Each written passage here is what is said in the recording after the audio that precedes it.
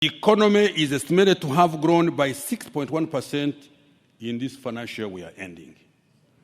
The size of the economy now is 109 trillion Uganda shillings, equivalent to 29.5 billion US dollars. The significant revival in economic growth was a consequence of increased private and public sector activities, improved weather conditions, and a relatively stable global economy. The agricultural sector maintained its recovery, sustaining a 3.8% growth rate in financial year that we are closing. Among the contributing factors, let me mention two. One, the strengthened enforcement of fishing laws and regulations, which has resulted in the recovery of fish captures. Two, provision of extension services and control of pests and diseases has also led to a bumper harvest in crops such as maize, beans, fruits, vegetables, and simsim. But I must say that though the growth in the agriculture sector is still suboptimal, given the natural resources that we have, so there is still more gachali mabaga. During the financial year 18-19, the services sector grew at 7.2%, the highest of all sectors. This good performance was largely driven by tourism and hospitality. The industrial sector grew at 5.8% this year, continuing the rebound which started in financial year 16-17. Manufacturing is also beginning to pick up.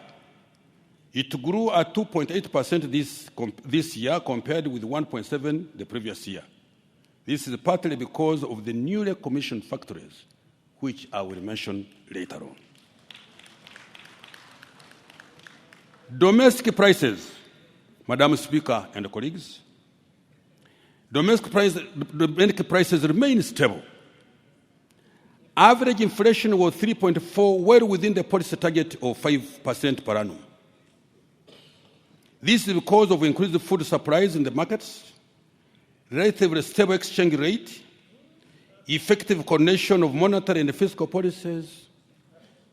Stable prices, as we all know, allow investment planning, improve investment confidence, and preserve the value of money. I can tell you my personal story about inflation when you have kept money somewhere. But that will be a story of another. I will give it to you another time, in another forum. Exchange rate. The Uganda shillings has largely been stable against the major currencies. It strengthened against the US dollar by an average of 0.6% for the period between July 2018 and April 2019.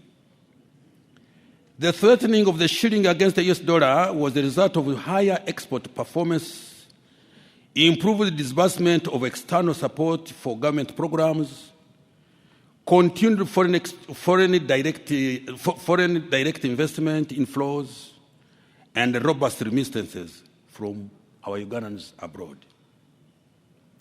The financial sector and the private sector credit. Madam Speaker and colleagues, the financial sector has continued to strengthen. Non-performing loans reduced to 3.4% at the end of December 2018 compared to 5.6% in December 2017. I thank the borrowers. Thank you very much. As I've said before, when you borrow money, you must return it. So thank you for listening to us. Private sector credit grew by 6.1% between July and December 2018, with the trade and construction sectors receiving the largest share of credit at 20.1% and 19.8% respectively. Credit to agriculture has registered the highest growth, though it still remains low at only 12.9% of total credit extended as of December 2018.